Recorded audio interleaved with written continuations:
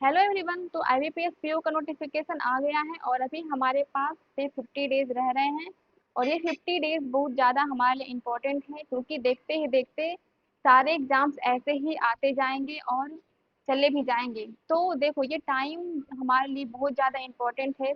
इस टाइम में हमें किस तरीके से पढ़नी है, कौन से सोर्सेज को फॉलो करना है, कौन से मॉक पेपर लगाना है, किस तरीके से प्रीलिम्स और मेंस को बैलेंस करना है, तो ये सारी चीज़ें हमारे लिए बहुत बहुत ज़्यादा इंपॉर्टेंट हो जाती हैं।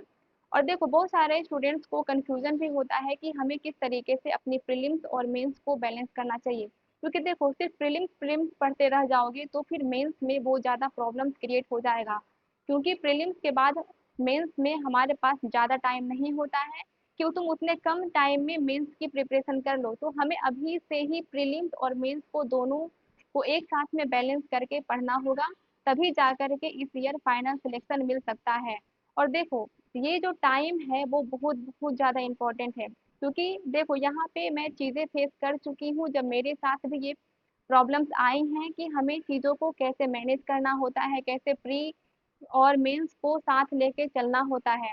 तो ये सब चीज़ें मैं फेस कर चुकी हूँ और इस कारण से ही मेरा मेंस में सिलेक्शन नहीं हो पाया था लास्ट ईयर। तो इस ईयर मैं उन सभी चीज़ों पे काम करने वाली हूँ जहाँ पे मेरे में कमी रह गई थी। तो देखो, तो ये ईयर मेरा लास्ट अटेम्प्ट है। मैं इस ईयर के बाद प्रिपरेशन को छोड़ दूंगी।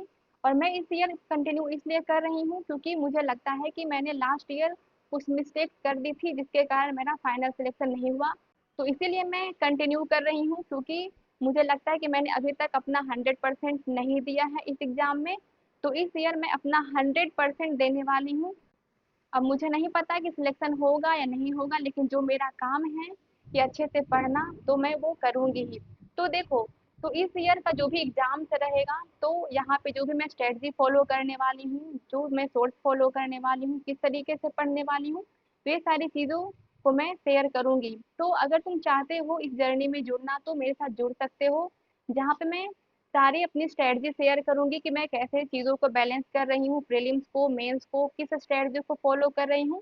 तो ये सब सारी चीज़ें शेयर करूँगी जिससे तुमको भी हेल्प मिल पाए। तो चलो, मिलते हैं नेक्स्ट वीडियो में। Thank you.